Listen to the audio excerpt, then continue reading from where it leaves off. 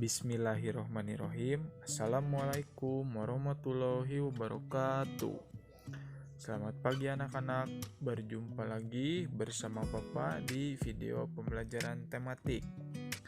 Nah, pada kesempatan hari ini Bapak akan membahas tentang tema 6, subtema 3, pembelajaran 3 dan 4. Adapun tujuan pembelajarannya yaitu yang pertama, memahami keragaman agama dan tempat ibadah.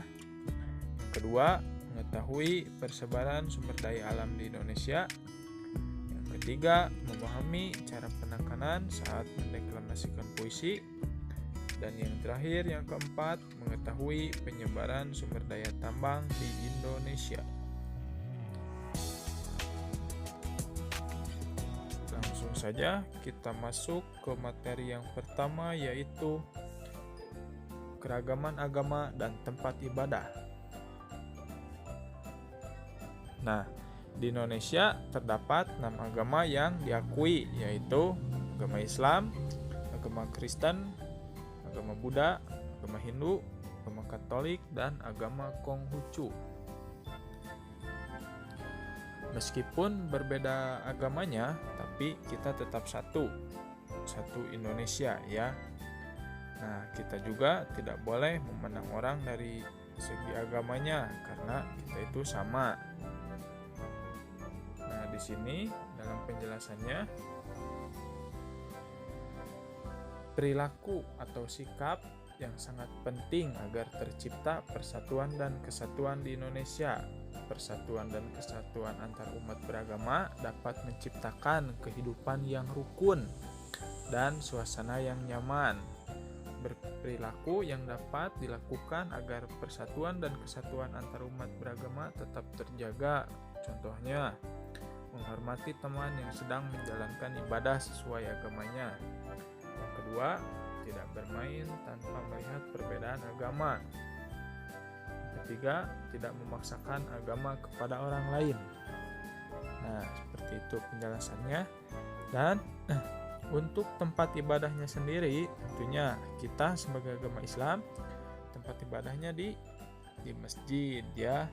Biasanya di masjid kita melaksanakan sholat, baik itu sholat fardu, sholat Idul Adha, Idul Fitri, seperti itu ya. Dan juga biasanya dilakukan untuk mengaji di masjid itu. Yang kedua ada Kristen dan Katolik. Tempat ibadahnya sama, yaitu di gereja, seperti itu. Selanjutnya ada agama Hindu, tempat ibadahnya di pura. Lalu ada agama Buddha, tempat ibadahnya di wihara. Dan yang terakhir, yang kelima, Konghucu, tempat ibadahnya di kelenteng, seperti itu. Nah, kita langsung masuk ke materi yang kedua, yaitu mengetahui persebaran sumber daya alam di Indonesia. Sumber daya alam di Indonesia tersebar di seluruh wilayah Indonesia. Setiap pulau memiliki jenis sumber daya alam yang berbeda. Hal tersebut disebabkan adanya perbedaan kondisi alam. Berikut yaitu penyebaran hasil bumi dan laut di Indonesia. Yang pertama ada persebaran hasil pertanian. Nah, pertanian itu mencakup banyak ya. Petani itu bukan hanya di sawah, tapi ada juga misalkan petani jagung, petani ubi kayu itu singkong ya, ataupun ada petani kacang, seperti itu. Biasanya padi tersebar di daerah Sumatera, di Jawa, Sulawesi, dan Nusa Tenggara.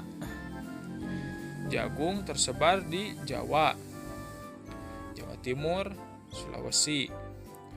Ubi atau singkong tersebar di Sumatera, Jawa, dan Jogja. Selanjutnya, kacang tersebar di daerah Sumatera, Jawa, dan Riau. Anak-anak bisa melihat lebih jelasnya di halaman 62. Lalu ada persebaran hasil perkebunan. Nah, ada kebun tembakau, kebun teh, kebun kopi, kebun karet, kebun kelapa, perkebunan coklat, pala, cengkeh, dan lada. Nah, itu semua tersebar di seluruh wilayah di Indonesia. Selanjutnya, persebaran hasil hutan. Ada kayu keruing, kayu cendana, dan rotan. Biasanya hasil hutan itu kayu-kayuan ya, digunakan sebagai alat-alat furniture atau barang-barang lah yang ada di rumah ya, kursi, meja, seperti itu. Lalu yang terakhir ada peternakan dan perikanan. Nah, di sini ada ternak sapi, ternak kuda, budidaya udang atau ikan, lalu tiram atau mutiara ya. Nah, tentunya peternakan sapi. Kalau di Bandung ada di Lembang, banyak ya. Biasanya sapi suka diambil dagingnya, susunya, seperti itu untuk dikonsumsi tentunya. Peternakan dan perikanan. Lalu ada tambak udang. Nah, kalau kalian tahu daerah Cirebon, di sana banyak sekali tambak udang ya. Seperti itu. Untuk lebih jelasnya bisa dilihat di halaman 62 dan 63 di buku tematik kalian masing-masing. Nah, materi selanjutnya yaitu memahami cara penekanan saat mendeklamasikan puisi. Penekanan saat mendeklamasikan puisi, setiap pendengar dapat memiliki pemahaman yang berbeda terhadap makna puisi. Salah satu caranya yaitu dengan cara memberikan penekanan pada saat mendeklamasikannya ya. Salah satu. Nah, di sini ada contohnya di halaman 65. Di sana anak-anak bisa melihat ada sebuah puisi, lalu ada yang kalimatnya itu dicetak miring, merupakan penekanan dalam puisi. Fungsinya agar makna puisi ini tersampaikan kepada para pendengar. Di sini kita lihat bait "Selamatku untuk menggapai impian, menjadi pahlawan cendekia." Ini kan berarti semangat ya. Penekanannya itu ada di tinggi seperti itu. Jadi kita bisa menilai bahwa penekanan di dalam puisi ini itu menggelora gitu, menggebu-gebu dalam membacakannya. Jadi bisa disimpulkan ini itu penekanannya semangat, tidak sedih atau seperti itu ya. Nah, kita lanjut ke materi yang terakhir yaitu penyebaran sumber daya tambang di Indonesia. Nah, sumber daya alam di Indonesia sangat beraneka ragam. Salah satunya adalah sumber daya tambang. Sumber daya tambang merupakan sumber daya yang tidak dapat diperbaharui. Sumber daya tambang biasanya dimanfaatkan sebagai bahan industri dan kebutuhan rumah tangga. Nah, di situ ada gambarnya, lihat ada emas, timah, batu bara, seperti itu ya. Di sini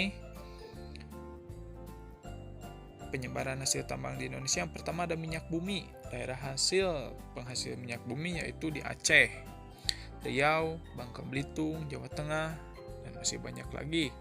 Lalu ada penghasil batu bara di Sumatera, Sumatera Selatan, Kalimantan Timur, dan Papua. Penghasil timah ada di daerah Bangka, Pulau Belitung, dan Pulau Singkep.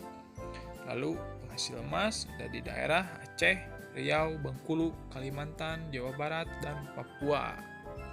Anak-anak bisa melihat di halaman 68 untuk lebih jelasnya ya, dan ada juga petanya di sini, peta hasil tambang di Indonesia bisa dilihat. Seperti itu. Nah, mungkin video pembelajaran dari Bapak dicukupkan sekian. Apabila ada yang ingin ditanyakan, boleh langsung ditanyakan ke wali kelasnya masing-masing. Selebihnya bisa dilihat lagi di buku untuk gambar atau contoh yang lebih jelasnya. Dapat tutup, wabillahi taufiq wa hidayah. Wassalamualaikum warahmatullahi wabarakatuh.